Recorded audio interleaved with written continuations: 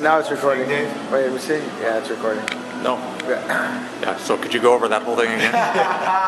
Wait, what did you just go on standby? No. So what do you think the benefit is of a lifter? Because it seems like, especially here in America, lifters will kind of get siloed. It's like one lifter works with one coach, oftentimes just by themselves. They might be in a barbell club, but they're not really exposed to different coaches. What do you think the benefit is of somebody like Ian having that opportunity to work with different coaches in terms of learning lifts, getting different ideas, becoming more familiar with the sport? You know, I don't think it's good. I think in our sport, unfortunately, and you know, this is me too. I'm not like above everything, but there's a lot of ego in our sport, and everybody, you know, if they find an athlete or develop an athlete, they want to do everything they can to hold on to them, to resemble some kind of credibility for them as a coach. The kids, like my kids that are good, I have a lot of kids that are really, really good. You know, but I'm far from the best coach in the country. My kids are good because they're talented. They're talented, and I give them access to the weight room. We talked about that already. Yeah. So my goal was always to get these kids to the training center. This is the national team coach. This is the guy who gets paid to watch every rep, film it, break it down. You know, so I think where the U.S. struggles is not all the best lifters in the country train together in a team environment year-round. Yeah. Every other dominant country in the world, that's what they do. You know what I mean? But you know, for those athletes who are at the Olympic Training Center, there's a few of them there, but there are more competitive weight rooms in the country than the Olympic Training Center, which makes no sense. You could go to LSU Shreveport, and they might have more better lifters than the Olympic Training Center. You could go to Sac High, a high school weight room, and find more better lifters than you would at the Olympic Training Center. Yeah. You know, depending on the country. There's been times where, you know, Garce, D'Angelo, Ian, Donovan, and Keelan, they're all lifting at Sac High. You know, on a weekend or something. Yeah. You're not going to find. There's 3 guys who snatch 170. Yeah. Like, there's 4 guys in the country who snatch 170. Garce has won nationals, right? Yeah, he won the American Open this year. Open, I'm sorry, not Yeah, nationals. he won the American Open this year. He went to the World Championships this year. He's pretty good. And so, you know, he's the same age as Donovan, and they've been lifting together for. He's that young? He's 24. Wow. Yeah, I was on who's way older. Yeah, he was in high school. We were coaching. I'm 30. Yeah. He's younger. So how would you just have the Olympic Training Center have more invites out there? It's tough, right? So like, you know, Because they always talk about not having funding, or yeah, so it's money, right? So college football. so why don't they just get rid of some administrators? I'm sure it's not that simple, you know what I mean? What administrator wants to lose their job? It would be great. You know, we have a really good coach out there right now. Yeah. Sigmund Falzerts, and he's not the best coach or the perfect coach for everybody, but he knows what he's doing. The guy's coached world champions, Olympic champions, world record holders. He was an Olympic champion. Yeah, and so he knows what he's doing. So like, you know, for them to be, you know, they'll be coached by a guy like that is awesome. But the thing is, you know, weightlifting is a grassroots sport, club oriented all over the country, and so everyone's kind of on their own, you know, which is unfortunate, but it's kind of the way it is. I think if people bought into the national system more, and people would, you know, send their best athletes to the Olympic Training Center, because the Olympic Training Center is not getting the best of the best. They're getting pretty good lifters, but they invite, you know, the best lifter in the country. The best lifter in the country, he's got a better setup at home. Like he's living with mom and dad, training with the coach who's been, you know, coaching him forever. You know, he's got a better situation. It's hard to tell a kid who's got a better living condition in Shreveport, Louisiana, to come out to Colorado Springs where he's got to pay rent or, you know what I mean, whatever. So, They just need to get funding.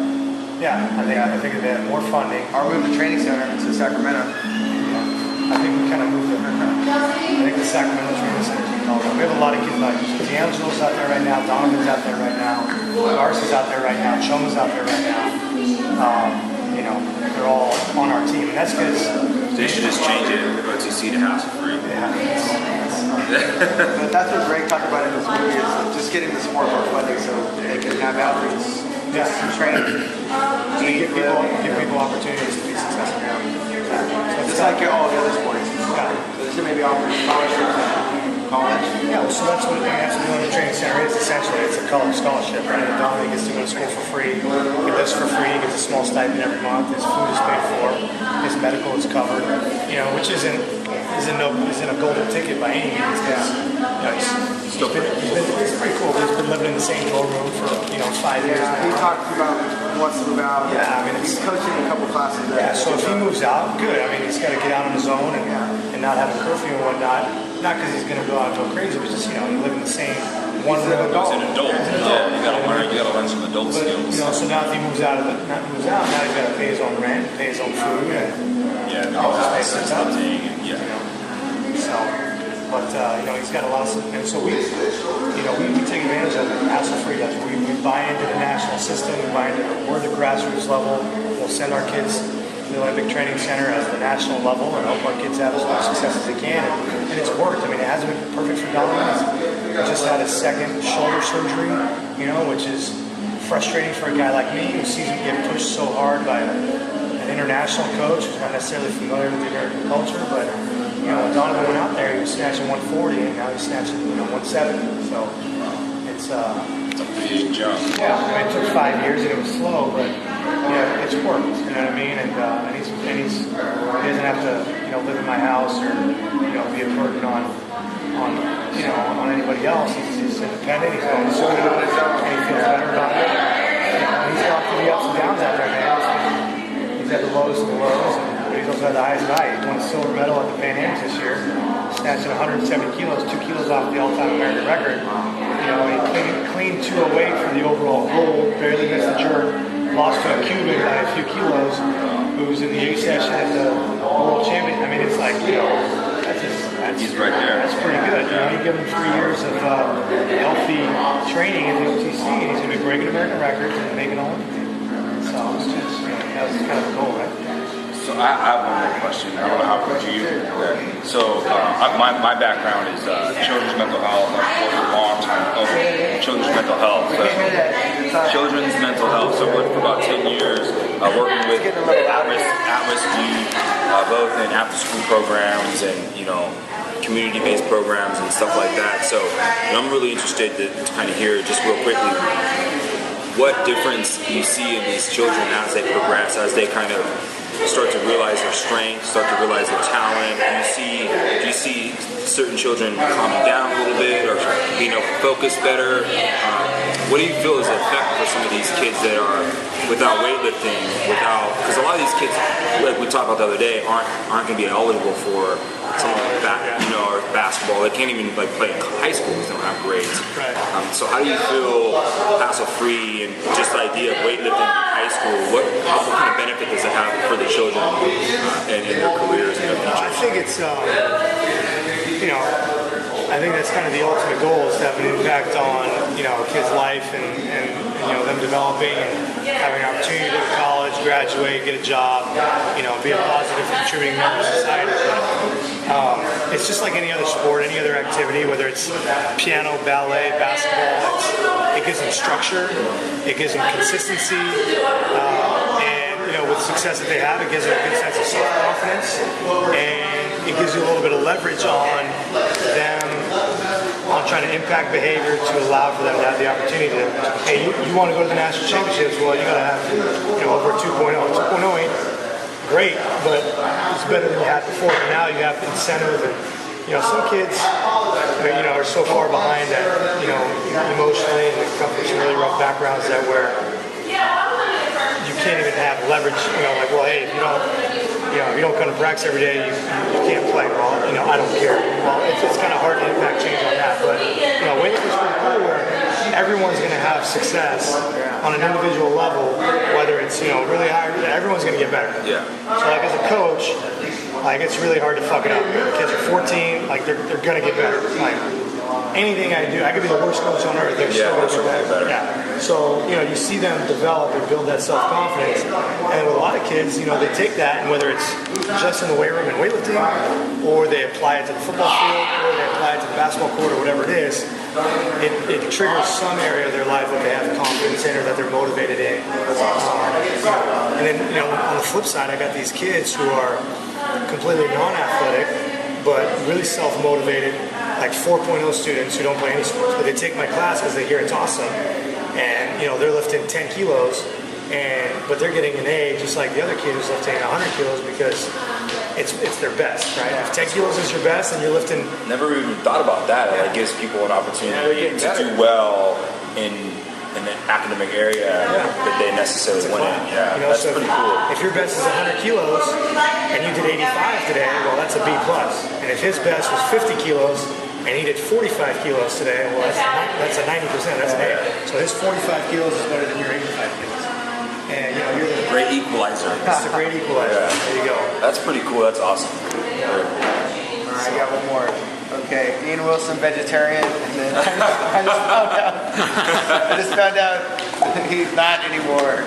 And he gained weight. And It's he's amazing. put on a lot of muscle, which is awesome, which is super good. It's kind of a... Because I was almost gonna go like a little vegetarian. My friends like, no, don't do it. You're gonna lose all your muscle. I'm like, okay. I went vegetarian. So wait, how did this happen? You lose muscle. It I happens. don't know. I think it's been a running joke with... So how long was he grew up vegetarian? He grew up vegetarian. Well, he did, and his family. His parents are, yeah. And, he's like 12, 13, 14, he's like vegetarian, but he's still better than everybody else, right? So it's hard to tell him anything. He's a very independent thinker, he is. And, I don't see him every day. He's not my athlete, but I see him, at the meets and whatnot, and coaching him at meets and counting attempts for him and loading his weights and stuff. And it's like, he's like 6'9", and he's trying to be in the 85 kilo class to break some stupid ass American record that doesn't really matter. Like, for the longest time, he was trying to 351 was like to be the number 194 in the country overall. He had to do 351, which was better than John Norris 350, better than Jared Fleming's 349, and he was like killing himself to be 94 kilos. And I like, Ian, who the fuck cares about 351? Like, I care about 451. You know what I mean? Like, there's 3 guys doing 350. There's nobody doing 450. Like, have a couple cheeseburgers, put a couple pounds on, and let's get strong. You know what I mean? But no, I think. Did he break that? Did he break the 94? Because then he just moved up. So he moved up. How close was he? He's close. He's still the junior American record holder on the 94s. But he's a 105 now. But I think for him to have the most success, he should be a super heavyweight. Oh yeah, he should be with that frame. With that frame, I mean, it could be. And in the next 2 years, is he going to weigh 140 kilos? No. In the next 2 years, he could be 125 kilos, and he could easily snatch 180, anything to jerk 220, and that's going to the Olympics. You know what I mean? Whereas trying to slim down to 105s and fight out with there's 2 other guys that are going to be snatching 170, and maybe he beats him, maybe he doesn't, but I don't know if those guys will be snatching 180. That'd be an interesting conversation to ask him what his diet is like and how has it helped. Obviously, it helps your recovery. You're going to eat more calories. I think he put on a few pounds, as most college kids do.